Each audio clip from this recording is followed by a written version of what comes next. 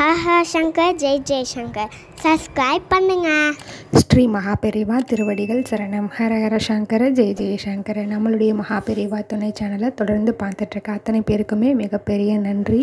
பொதுவாக நம்மள நிறைய பேர் சொல்லுவாங்க, மனசு சரியில்லையா, வீட்டில் ஏதாவது சரியில்லையா, கோவிலில் போய் விளக்கேற்று எல்லாம் சரியாக போயிடும் அப்படின்னு சொல்லுவாங்க. அப்படி இல்லைனாலும் வீட்லையாவது விளக்கேற்றி சாமி கும்பிடு அப்படின்னு சொல்லுவாங்க. இந்த விளக்கேற்றி சாமி கும்பிட்றது அப்படின்றது ஒரு பாசிட்டிவ் வைப்ரேஷனை நமக்கு கொண்டு வருங்க. உடனடியாக நம்மளுடைய மனநிலையும் பாசிட்டிவாக மாறும். ஸோ மனசு தெளிவாகும் பொழுது நம்ம புத்தியும் நல்லா தெளிவாகும், நம்மளுடைய செய்கைகள் எல்லாமே நல்லதாகவே அமையும், நமக்கு நல்லதே நடக்கும். இப்படின்றது தான் ஒரு கான்செப்ட். இதுலேயும் நெய் தீபமாக நம்ம ஏற்றும் பொழுது அது நெய்யிலேருந்து வரக்கூடிய அந்த வைப்ரேஷன் அப்படின்றது பயங்கரமாக இருக்கும்.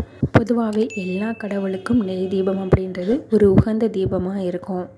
நல்லெண்ணெய் தீபம், நெய் தீபம், பஞ்சதீப எண்ணெய், இந்த மாதிரி நிறைய இருக்குது. எதில் வேணாலும் நீங்கள் ஏற்றிட்டு தான் இருக்கீங்க.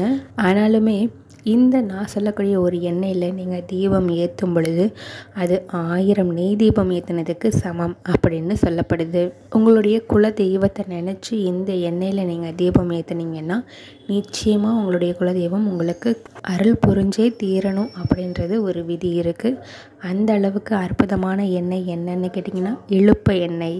இலுப்ப எண்ணெயில் சிவாலயங்களில் தீபம் ஏற்றுனா நமக்கு நம்ம செஞ்ச பாவங்கள் அத்தனையுமே தொலையும். வீட்லேயும் குலதெய்வத்தை நினச்சி இலுப்ப எண்ணெய் தீபம் ஏற்றலாம். இனிமேல் தீபம் ஏற்றும் பொழுது இந்த எண்ணெயை பயன்படுத்தி பாருங்கள். உங்களுடைய வீட்டில் இருக்கக்கூடிய அத்தனை பிரச்சனைகளும் ஒரு முடிவுக்கு வந்து ஒரு நல்ல வழி உங்களுக்கு பிறக்கும். ஹர ஹர சங்கர ஜெய ஜெயசங்கர.